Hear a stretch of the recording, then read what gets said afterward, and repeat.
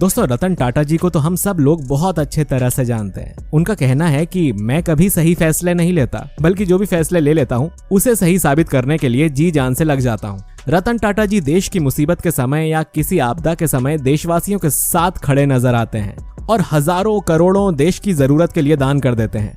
ये उन चुनिंदा अमीर लोगों में से हैं जिन्होंने लोगों के दिलों में खास जगह बनाई है। लोगों के मन में ये सवाल अक्सर उठता है कि आखिर क्यों उन्होंने शादी नहीं की, कौन आगे चलकर इनका वारिस बनेगा।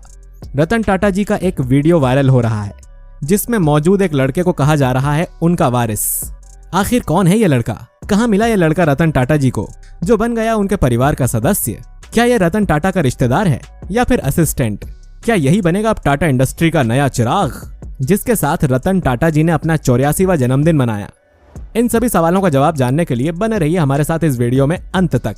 वीडियो को शुरू करने से पहले इसे लाइक कर दीजिए और अगर आप चैनल पर नए हैं तो सब्सक्राइब जरूर कर दीजिए। आइए शुरू करते हैं। रतन टाटा जी बादशाह की तरह हैं, लेकिन हाल ही में रतन टाटा इतनी अरबों की संपत्ति के बावजूद केवल 2-3 लाख रुपए की नैनो कार में घूमते देखे गए हैं, जिसने सभी को सोचने पर मजबूर कर दिया है। इस समय लोगों के मन में यह सवाल है कि इतनी दौलत के बावजूद रतन टाटा इतनी छोटी कार में क्यों घूम रहे हैं। ऐसे में आइए हम इस सवाल का जवाब देते हैं। रतन टाटा ने सिर्फ 3 लाख रुपए की नैनो कार में यात्रा क्यों शुरू की, और ये भी बताते हैं कि रतन टाटा के बाद इनकी संपत्ति का वारिस कौन हो सकता है। रतन टाटा जी को आज किसी की पहचान में कोई दिलचस्पी नहीं है और वर्तमान में वो भारत में ही नहीं बल्कि पूरी दुनिया में जाने जाते हैं। रतन टाटा ने अब तक अपने जीवन में नाम, सम्मान, पैसा खूब कमाया है। यही वजह है कि रतन टाटा को आज के समय में हर कोई जानता है। आपको बता दें कि रतन टाटा जी के पास पैसों की कोई कमी नहीं है, फिर भी उन्होंने अभी 3 लाख की नैनो कार में सफर करना शुरू किया है क्योंकि रतन टाटा जी को बेहद सादा जीवन जीना पसंद है। इतना ही नहीं, रतन टाटा जी ज्यादा हाईलाइट होना पसंद नहीं करते। यही वजह है कि रतन टाटा जी इतना सादा जीवन जीना पसंद करते हैं। रतन टाटा जी के उत्तराधिकारी की बात करें तो आपकी जानकारी के लिए हम आपको बता दें कि ये लड़का रतन टाटा जी की संतान नहीं है, बल्कि एक 26 साल का लड़का है जिसे रतन टाटा जी का अगला वारिस कहा जाता है। हालांकि आपको इस लड़के के बारे में बता दें कि रतन टाटा जी का ये अगला वारिस हो सकता है। दोस्तों, सबसे पहले तो बात कर लेते हैं रतन टाटा जी की लाइफ के बारे में। 28 दिसंबर 1937 में एक बच्चे का जन्म होता है जिसका नाम रतन टाटा है। पिता नेवल टाटा टाटा की कंपनी में एमडी थे। उनकी माता एक हाउसवाइफ थी। जाहिर है कि टाटा की विरासत उन्हें आगे जाकर जरूर मिलती, लेकिन रतन टाटा जी को हमेशा से ही एक आर्किटेक्ट बनना था। 10 साल की उम्र में उनके माता पिता का तलाक हो गया था, जिसके बाद रतन टाटा अपनी दादी के साथ रहने लगे। इन्होंने मुंबई के कैंपियन स्कूल और कोलकाता के मेट्रिकल एंड जॉन स्कूल से अपनी स्कूलिंग पूरी की। रतन हमेशा से ही चमक धमक से दूर रहते थे, जिसकी वजह से उन्होंने अपने करियर की शुरुआत टाटा लगाए बिना ही की थी। 1962 में इन्होंने कॉर्नेल यूनिवर्सिटी से ग्रेजुएशन कंप्लीट किया और इसी दौरान वो सबसे अपनी पहचान यानी कि टाटा को छुपा कर रखते थे। रतन टाटा ने होटल में बर्तन धोने का भी काम किया। इनकी इन्हीं आदतों से पता चलता है कि रतन टाटा कभी भी अमीर गरीब में फर्क नहीं करते हैं। 1968 में रतन टाटा ने टाटा स्टील पर काम करना स्टार्ट किया। शुरुआत में उनके पास कोई ऑर्डर नहीं था, वो केवल काम ही सीखते थे। लेकिन 1971 में उनका प्रमोशन हुआ और उन्हें मैनेजमेंट में शामिल किया गया, जिसके बाद नेल्को कंपनी सऊदी, ये कंपनी टीवी और रेडियो बनाती है। रतन टाटा ने केवल 3 साल में इस कंपनी के मार्केट शेयर को 2% से 25% तक ला खड़ा कर दिया। लेकिन ये कामयाबी ज्यादा समय तक नहीं चली क्योंकि इमरजेंसी के चलते नेल्को फिर से घाटे में जाने लगा। ये उनकी पहली हार भी मानी जा सकती है, लेकिन हारना उनकी आदत में नहीं था। जिसके बाद 1975 में हार्वर्ड बिजनेस स्कूल से एडवांस मैनेजर प्रोग्राम पूरा किया। 1970 में टाटा की इम्प्रेस मिली कंपनी में भी भागीदारी थी। ये कंपनी भी फ्लॉप थी। रतन टाटा जी ने जिसे चलाने के लिए 50 लाख रुपयों की मांग की थी, लेकिन उनकी इस मांग को बोर्ड ऑफ डायरेक्टर्स ने ठुकरा दिया।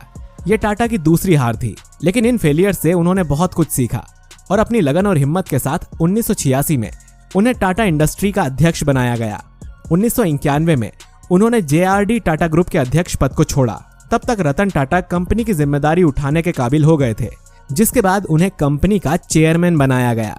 टाटा पहले से ही ट्रक और बाइक ट्रांसपोर्टेशन का काम करता था, लेकिन रतन टाटा ने भारतीयों को कार में सफर करवाने के लिए साल 1998 में इंडिका कार को लॉन्च किया था। लेकिन 1 साल के अंदर अंदर इस कार का प्लान भी फ्लॉप हो गया। फिर रतन टाटा ने कार बिजनेस को बेचने का फैसला किया, जिसके बाद रतन टाटा अपनी कंपनी को बेचने के लिए फोर्ड के पास गए।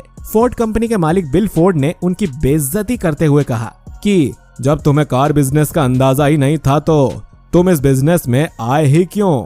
इस अपमान के बाद वो इंडिया वापस आए और अपने प्रोजेक्ट पर काम करना शुरू कर दिया। अच्छी खासी रिसर्च के बाद इंडिका कार का न्यू वर्जन लॉन्च किया गया, जिसका नाम इंडिका V2 दिया गया। ये कार टाटा को एक बड़े मुकाम पर ले गई और इसी दौरान फोर्ड की जैगवार और लैंड रोवर घाटा झेल रही थी, जिसे रतन टाटा ने खरीद लिया। इस मीटिंग में बिल फोर्ड ने रतन टाटा से कहा कि आप हमारी कंपनी को खरीदकर हम पर एहसान कर रहे हैं, लेकिन टाटा ने बिल का कोई अपमान नहीं किया। साल 2000 में टाटा ने टेटली को खरीदा, दुनिया की सबसे बड़ी टी बैग बनाने वाली कंपनी। इसी तरह उन्होंने साउथ कोरिया के दाइवू कमर्शियल व्हीकल्स भी खरीदे।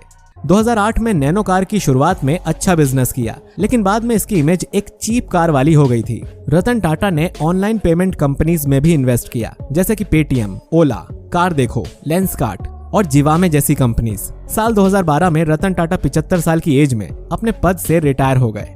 आज वो कोलाबा में अपने घर में अपने 2 कुत्तों के साथ रहते हैं। जानकारी के लिए बता दें कि रतन टाटा को जानवरों से बहुत ही लगाव है।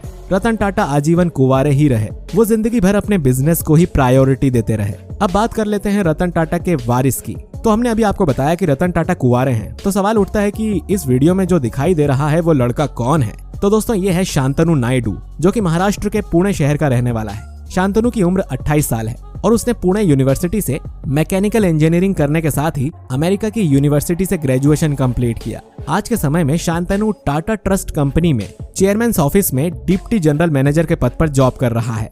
जी हाँ, शांतनु रतन टाटा का असिस्टेंट है, न कि रतन टाटा का वारिस। शांतनु से पहले ही उसकी परिवार की 4 पीढ़ियां टाटा इंडस्ट्रीज में काम कर चुकी हैं। वैसे आपकी जानकारी के लिए बता दें कि शांतनु मोटोपॉस नाम के एक स्टार्टअप्स का एक फाउंडर भी है, जहां कुत्तों के लिए रात में चमकने वाले डॉग कॉलर्स यानी कि पट्टे बनाए जाते हैं। यहीं से शांतनु का सफर शुरू हुआ रतन टाटा के इतने करीबी बनने का। तो चलिए दोस्तों शुरू करते हैं शांतनु और रतन टाटा के मिलने की कहानी को। शांतनु ने इंजीनियरिंग के समय में सबसे पहले टाटा टेक्नोलॉजी कंपनी को इंजीनियरिंग इंटर्न के तौर पर ज्वाइन किया, जहाँ पर शांतनु ने 1 साल तक इंटर्नशिप की और मौके के साथ ही टाटा ट्रस्ट कंपनी को एक बिजनेस स्ट्रेटेजी टोन के तौर पर ज्वाइन कर लिया। सोशल मीडिया पर एक इंटरव्यू में शांतनु ने बताया कि एक बार वो रात के समय अपने ऑफिस से लौट रहे थे और उन्होंने अपनी नजरों के सामने एक कुत्ते के एक्सीडेंट को देखा, जिसके बाद शांतनु को कुत्तों के लिए रात के समय चमकने वाले एक डॉग कॉलर बनाने का आइडिया आया। शुरुआत में शांतनु ने फंड जमा करके करीबन 500 डॉग कॉलर बनाए, जिसकी वजह से रात के समय आने वाले कार ड्राइवर्स को दूर से ही कुत्तों के होने का अंदाजा हो जाता था। इस न्यूज के बाद डॉग कॉलर की डिमांड अधिक से अधिक बढ़ने लगी, लेकिन फंड की कमी के चलते शांतनु इस डिमांड को पूरा नहीं कर पा रहे थे, जिसके बाद शांतनु ने रतन टाटा को एक लेटर लिखा। क्योंकि दोस्तों हमने आपको वीडियो के बीच में बताया था कि रतन टाटा जी भी कुत्तों को बहुत ही पसंद करते हैं। आप जानकर हैरान हो जाएंगे कि रतन टाटा ने अपने कुत्तों के बीमार होने पर इंग्लैंड के प्रिंस के इन्विटेशन को भी ठुकरा दिया था। 2 महीने बाद शांतनु के जवाब के रूप में रतन टाटा का साइन किया हुआ लेटर मिला, जिसमें लिखा था कि वो शांतनु नायडू से मिलना चाहते हैं। जिसके बाद रतन टाटा से मिलने के लिए वो मुंबई गए, जिसके बाद रतन टाटा जी की हेल्प से शांतनु के फंड की प्रॉब्लम को दूर कर दिया गया। 2016 में शांतनु अपना MBA करने अमेरिका चले गए, लेकिन शांतनु 2018 में MBA करके वापस लौटे तो रतन टाटा ने खुद शांतनु को फोन करके बुलाया और कहा कि मुझे मेरे ऑफिस में असिस्टेंट की जरूरत है, तो क्या तुम मेरे असिस्टेंट बनना चाहोगे। और इसी तरह 2018 से ही शांतनु उनके ऑफिस में as a deputy general manager काम कर रहे हैं। और इन 3 सालों में रतन टाटा और शांतनु एक दूसरे के काफी क्लोज आ गए हैं और उनके बीच का रिश्ता एक बॉस और एम्प्लॉय से ज्यादा दोस्ती का बन चुका है। तो दोस्तों उम्मीद करते हैं कि आने वाले समय में रतन टाटा जी का वारिस यही लड़का कहलाएगा। आपकी क्या राय है? क्या सच में रतन टाटा अपनी संपत्ति का मालिक इस लड़के को बनाएंगे या फिर वो अपनी सारी संपत्ति दान कर देंगे? हमें कमेंट करके अपनी राय जरूर बताइए। तो मिलते हैं आपसे अगले वीडियो में, तब तक अपना ध्यान रखिए। Bye bye.